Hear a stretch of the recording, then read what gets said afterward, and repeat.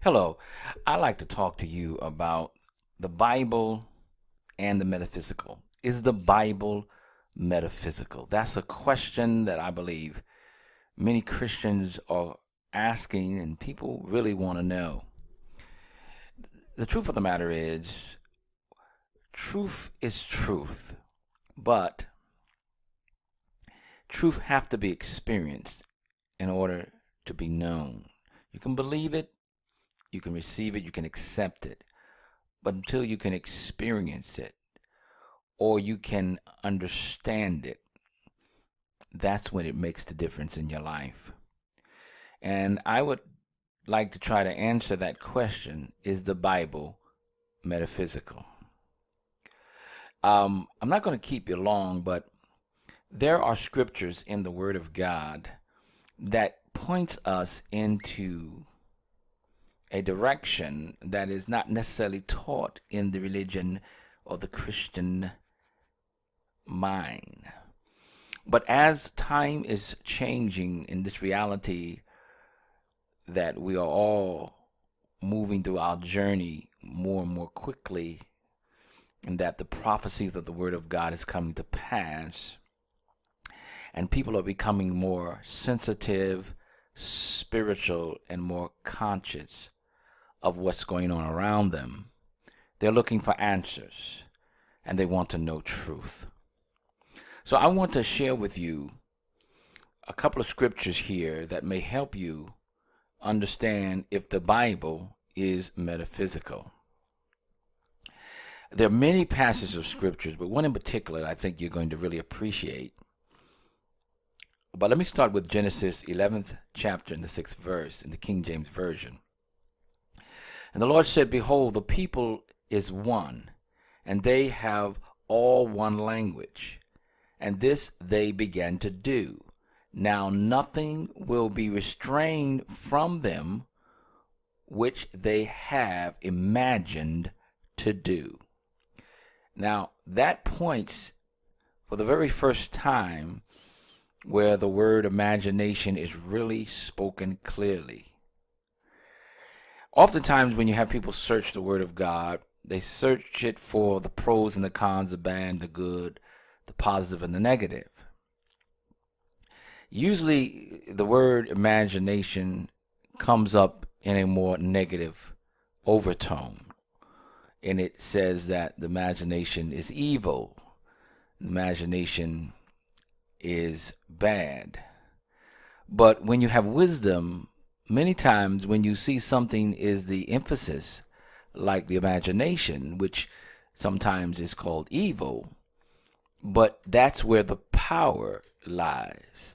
The power is in the imagination. So if it is an empowering evil, it also can empower the good, or does empower the good. Sometimes things are hid in the Word of God, as Jesus spoke in parables, and we know that everyone would not understand. So it really takes an open mind to see that if the word imagination said that anything they put their mind to do, and that left you to think that they're doing evil, that is a bad imagination. But what it means is the power to do what they're doing comes because of their imagination. So that could be good because you can use that for the good and the bad. And that's what we want to do. We want to learn truth, and we want to pull out the power so we can apply it in our daily lives. I teach on my radio broadcast interpretation. The Bible in itself is a perfect book of life and wisdom. And it's the interpretation that has to be given correctly and in truth. Many have taken the Bible and used it for whatever and however they please to do because it is so broad and so informative. So much information, so much knowledge. So anyone can manipulate it. But when the truth is interpreted correctly, it is so much life and power. Now, let's go into the New Testament, and I'm reading from the Amplified, 1 John 3:21, and it says, "And behold, if our conscience or heart do not accuse us, if they do not make us feel guilty and condemn us, we have confidence complete assurance and boldness before God. So the word is interpreted as conscious as well as heart. And I want you to know that from now on, anytime you hear the word heart, or the Bible speaks of heart, or someone says, I'm coming from my heart, they're not talking about the muscle, of course, but what they're talking about is the feeling. So if you understand it from now on, when you hear the word heart, you think about the feeling. For the feeling is the true essence of someone and what they're really all about. It's what you feel. It's what you create. Now, I want to share with you a story that I thought was very fascinating. And when you get a chance, read it in your leisure. And that's coming from Genesis, the 30th chapter, and it's talking about Jacob. And we know the story of Jacob. And there is so much truth, and if you will, conscious teaching, subconscious understanding, and even metaphysical interpretation. When you sometimes can't understand the Bible, or it seems to be in a place where it's not truly clear, that's where there is a deeper meaning. And that's when you probably can get your answer from a metaphysical understanding, or a shadow, or metaphor as well. It means things that are not necessarily before us and we can see with the natural eye. But in the mind's eye, if we can understand it from that point of view, then it begins to make more sense. Because sometimes the Bible do seem like it's confusing, or it can contradict itself, or there is some controversy. But if we understand it from these points, for as grace, for as truth, for as understanding, we can really see clearly what Spirit is revealing to us. Now take into account that Jacob now had already stolen the birthright, ran for his life. Now he'd already been married twice and have all the kids. This is the last child born. Well, not the last one, next to the last one, Joseph. And he's ready to move on. He's ready to go on, ready to do other things with his life. So he goes to his uncle, Lebanon, and he begins to tell him, you have all these cattle, you have all these sheep, and I'm ready to leave. Now, he knew that Lebanon had tricked him already a couple of times. So this time, he's going to be wise about it.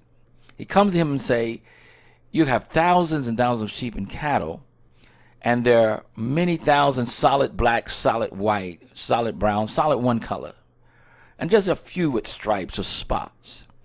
And he said, when I leave, if it's okay with you, so I don't leave empty-handed, and I work so hard for you, can I have just the sheep or the goats or the cattle that are with stripes?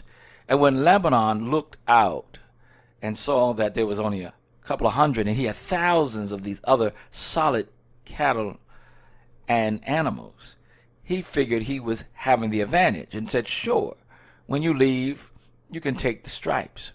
But here's when the metaphysical steps in, because this doesn't make any sense in a natural way of doing things and understanding. But this is wisdom, and this is Spirit revealing something deeper.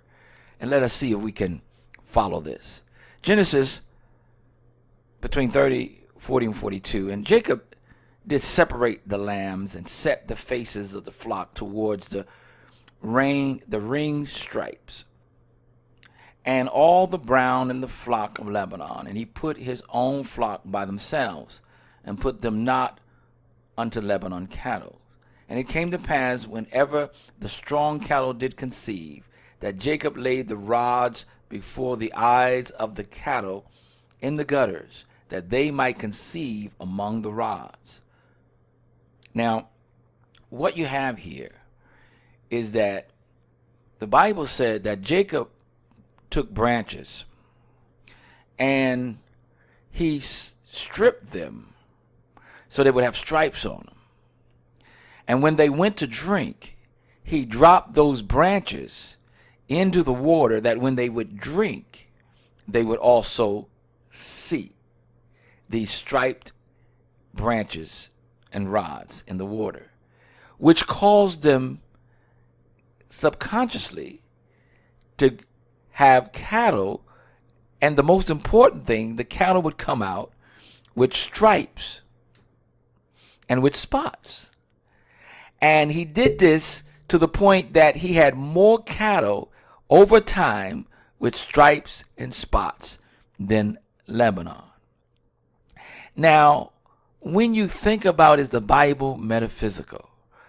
This is a wonderful explanation to answer that, because only the subconscious was able to be manipulated by looking at the stripes and bring forth striped cattle. That is so deep, because we see that even in drinking of the water is such a powerful symbol in truth. For as the water represents spirit, the water representing life, the water has its own voice and it can hear. That's why it changes when you put positive things to it.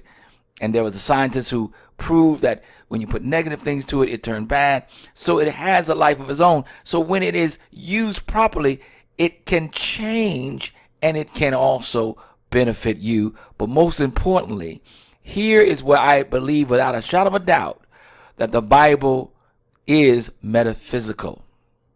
And there is deeper truths if you would allow yourself to open up your mind and realize, how did Jacob know that he would put those striped rods down in the water that would cause the cattle and the sheep to bring forth those spotted calves? It's because Spirit revealed to him the power of the subconscious mind. I hope this helped you, and I'm going to continue to add more teachings. And if you like this teaching, please subscribe. Also, if you have any questions that you might want to know about things that you heard, biblical, spiritual, or just natural, because what God has blessed me with is wisdom and understanding in the spiritual way of life. That's why I say I teach interpretation, revelation, clarification, bringing history into today's reality. God bless you, and expect wonderful things to happen, and it will.